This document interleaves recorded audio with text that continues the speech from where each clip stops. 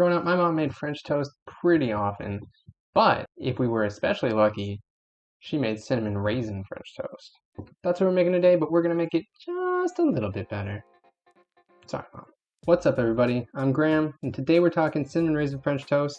Now, of course, if you've been to the channel before, you already know that if we're doing something with bread, I'm gonna be making my own.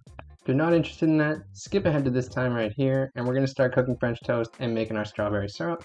But if you are interested, you should know that I use my sourdough starter for this bread recipe. You can replace the sourdough starter with pre-ferment, but you gotta start it a day ahead. For this recipe, the pre-ferment will be 50 grams of flour, 50 grams of water, and just a pinch of instant yeast. I'd let that sit for about 24 hours or overnight. I also made my bread a day ahead. It comes out pretty crusty when it first comes out of the oven. So once it cools down, I'll put it in a bag and then I'll get that nice soft crust that I like for French toast. To start my bread, I'll mix together 230 grams of warm water, 3/4 of a teaspoon of instant yeast, and just give that a little mix. In a separate bowl, I'll add 424 grams of unbleached AP flour, 1.5 tablespoons of white sugar, and 1 teaspoon of kosher salt. Then I'll whisk that together and add it to my yeast mixture, along with my 100 grams of sourdough starter or pre-ferment, 75 grams of milk, and 20 grams of salted butter.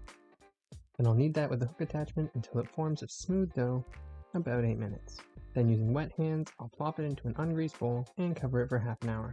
While that's rising, I'll soak 100 grams of raisins. These need to be soaked or they'll absorb moisture from the dough later. Then after 30 minutes, I'll come back and give my dough a series of stretch and folds, which I'll repeat again after another half hour, and leave it to rise for 1 hour, for 2 hours in total. When it's nice and risen and bouncy, I'll dump it out onto my unfloured counter and stretch it into a big rough rectangle, letting the dough stickiness help me stretch it. Then I'll load up the middle of my dough with 2/3 of my soaked and drained raisins, sprinkled generously with cinnamon, and a bit of white sugar to help it all stick together. Then I'll bring each side in so they meet in the middle, add more raisins, cinnamon, and sugar to one side, and fold the two sides on top of each other. Then I'll roll the dough into a log, stretching as I go, plop that bad boy in a loaf pan, cover it, and let it proof for 1 hour. At which point I'll score my dough a few times and bake it at 425 degrees Fahrenheit for about 40 minutes. Don't forget to grease up your loaf pan before proofing your dough. Now it's the next morning, we've got our lovely soft crusted cinnamon raisin loaf. Crack that bad boy open and we have got some lovely swirly cinnamon raisin bread. Before we make our French toast though, let's talk pièce de résistance, strawberry syrup. This recipe is super easy. To a small saucepan, I added 1.5 cups or 225 grams of frozen strawberries, half a tablespoon of cornstarch for thickness, 1/4 cup of cold water. It's just cloudy because I rinsed the cornstarch out of the bowl with it. Then I added 2 tablespoons of sugar, and optionally the zest of half an orange. I gave that an awkward frozen mix, and then took it to the stove to cook on medium until the strawberries were falling apart and the liquid was nice and syrupy. About 5 minutes. Alright, let's make this thing. First, I'll get some butter melting in a pan, and mix together 2 eggs, about a tablespoon of milk, a tablespoon of white sugar, a splash of vanilla, and a pinch of nutmeg. Fresh would be best.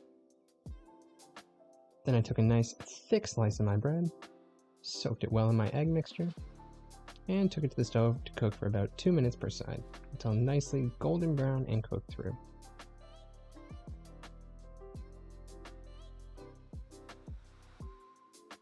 Now I love my French toast with some powdered sugar, of course some of my fresh, still warm strawberry syrup. You can push this through a strainer if you don't like the chunks. Maybe a little fresh fruit on there. And hey, some extra cinnamon, because why not? This French toast recipe is perfectly sweet without going overboard. And the strawberry syrup is the perfect tangy topping with some nice extra citrusy freshness for it. But, of course, the real winner is the thick with 3 C's slice of fresh baked cinnamon raisin bread. Takes a bit of extra effort, but it is oh so worth it, and there's plenty more for toast tomorrow. That's all I got for this one. If you enjoyed this as much as I enjoyed making it, be sure to hit the like button.